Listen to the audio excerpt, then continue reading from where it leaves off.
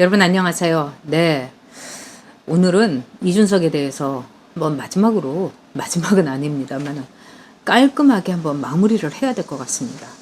사실 그동안 이제 이준석이 우리에게 얼마나 우리가 순진했던가, 우리가 얼마나 이 젊은 맹랑한 녀석에게 진짜 뒤통수를 맞았는가를 하나하나 보여줬었죠.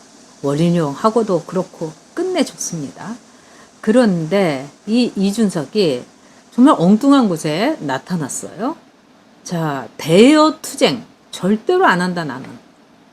대여투쟁은 당권을 가진 내가 할 필요가 없다. 나는 이 국민의힘을 더 개혁만 하면 된다. 그 개혁이 뭐겠어요?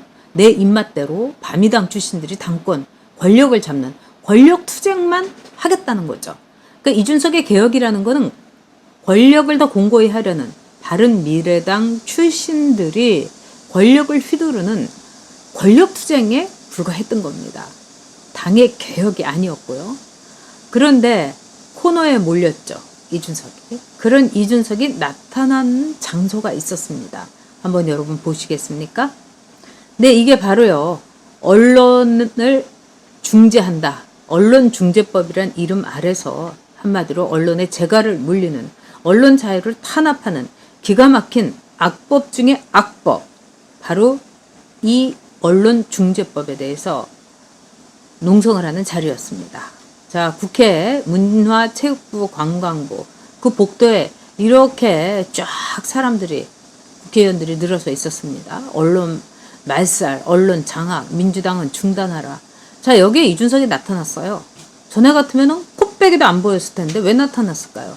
지금 식물 대표에다가 말하자면 생명 중단을 언제를 할까 말까 코마 상태니까 이런 대로 나타나서 대여투쟁에 코스프레를 하면서, 그래, 어떻게든지 내가 이 자리에서 쫓겨나지 않아야지, 내가 이 자리에 꿍치고 앉아야지, 이랬던 겁니다. 그 황교익이가 난 죽어도 못 내려간다.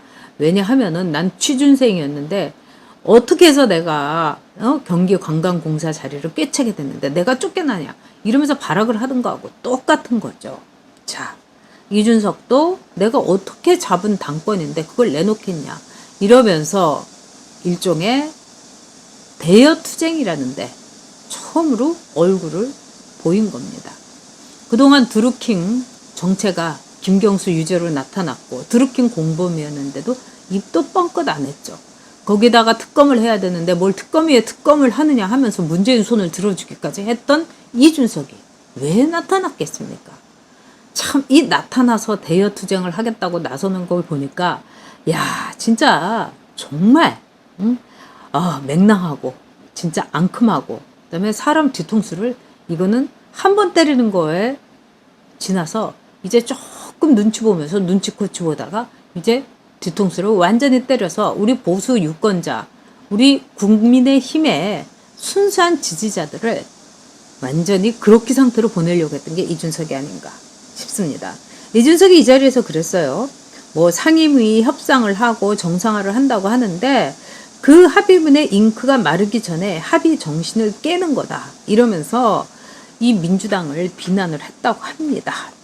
자, 정말 눈 가리고 아웅하는 거죠.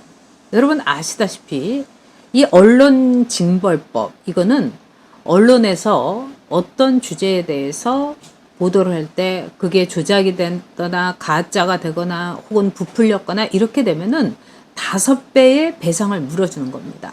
예를 들면은요, 일개 유튜버의 경우는 뭐 자산이 없어요. 이러니까 괜찮아요. 하지만 조선일보라든가 또는 뭐 동아일보라든가 엄청나게 나름대로 언론사로서의 이 시간이 있으니까 뭐 건물도 있고 있을 거 아닙니까? 그럼 그 건물에 말하자면 자산에 비례해서 어마어마한 돈을 물어주게 되는 겁니다. 그러니까 껐떡하면 몇 억씩 물어주는 거예요. 이거는 바로 조중동 죽이기, 그 다음에 보수 언론 죽이기, 그 다음에 현대판 분석 갱유, 이렇게 볼 수 있는 악법 중에 악법입니다. 근데 이 악법을요, 180석을 믿고서요, 참 문화체육관광위에서 정말 이런 식으로 망치를 두드려서 통과시켜버렸어요. 자, 이제 새로운 국회에서 이 상임위가 2기로 넘어가면은 이 상임위 2기에 본회의가 열리는 25일에 여러분도 잘 아시는 박태출 의원이 문화체육관광위원장이 됩니다. 그 전에 이 법을요, 이 악법을 이제 밀어붙여갖고 문화체육관광위에서 이렇게 방망이를 빵빵빵 두드려 버린 겁니다. 자, 이 법안은요, 곧이어서 법사위를 거쳐서 그 다음에 본회의에 상정되게 돼 있습니다. 그럼 본회의에 상정되면 어떻겠습니까, 여러분? 이 103석 대 180석 무조건 통과되는 거죠. 그래서 우리가 선거 잘해야 되는 겁니다. 그런데 그 동안에 코빼기도 안 보였던 이준석이 이 대여 투쟁하는데 나와가지고 그 아주 정말 억지로 정말 꽂아놓은 보릿자루처럼 나와가지고 이것은 악법이다 이렇게 얘기를 했어요. 자, 이준석 한교익처럼 취진생에 내가 어떻게 얻은 자리인데 하면서 경기관광공사 사장자리 꿍치 않겠다는 것처럼 당대표 이 자리에 끝까지 내가 쫓겨나기 전까지 앉아 있겠다는 그런 의도입니다. 그러니까는 코빼기도 안 보였던 대여투쟁, 해서는 안 된다고 하는 대여투쟁까지 나와가지고 지금 코스프레를 하는 거죠. 근데 이준석 다 소용없습니다. 이제 끝났어요. 이준석은 10월 달에 끝나든 11월 달에 끝나든 이미 시한부이고 사망 날짜까지 받아둔 당대표예요. 그 다음에 당대표라는 거는 보수의 아이콘, 또한 이 지지 정당, 이 당원들의 표식이 된 거예요. 그런데 지금 국민의힘에서는 이준석 쫓아내라, 자진 사퇴해라, 뭐 현실적으로 가능성은 없지만 탄핵해라, 당원 소환제 이렇게 나오고 있어요. 그러면 이런 상황 속에서 이 나라의 위험한 불장난을 했던 사람이 누구냐? 나 이준석 본인이라는 걸 알고 물러가야 되는 겁니다. 자, 우리가 이 촛불, 이 우리의 눈을 그을리게 했던 이 촛불에 대신해서 밝고 짱짱한 이 햇빛을 한번 이 대한민국에 네가 젊음의 이 정신으로 한번 비춰봐라 이러면서 이준석에게 큰 당권이라는 어마어마한 권력을 준 거예요. 근데 이준석은 뭐 했습니까? 왕관놀이 했죠. 위험한 불장난을 한 거예요. 성냥 켜가지고 거기다가 횃불에다가 불을 붙이기는커녕 촛불에다가 이렇게 불을 붙이면서 이준석은 우리의 기대와 우리의 희망과 그 다음에 모든 것을 내려놓고 이 나라의 정권 교체만을 바랐던 우리의 기대에 말하자면 촛불로 불장난을 한 겁니다. 노무현의 촛불도 징그럽죠. 정말 징글징글합니다. 문재인의 촛불도 징글징글합니다. 그런데 이준석, 이 맹랑하고 권력 노름에 위험한 불장난을 하는 그 이준석의 촛불에 우리가 두 번 다시 놀아날 수는 없는 겁니다. 자, 나를 생각한 사람이 다 녹음 파일 올리지 말라고 했는데 부모님이 너무 낙담하셔서 부모님 생각을 해서 녹음 파일을 올렸다. 이러면서 또 망신이라는 망신은 다 당했죠. 녹음 파일 1분도 안 되는 그것도 자의적으로 풀어놓고 20분의 녹음 파일에 대해서는 입을 꽉 다물고 올릴 수 없다. 이러면서 보기 딱하다고 했어요. 우리가 돌려줍니다. 대여투쟁 코스프레. 정말 푹 가소로운 거죠. 이준석은 이제 이런 거 그만하고 36이라고 하는데 제가 보기에는 6살짜리 겁먹은 어린애 같습니다.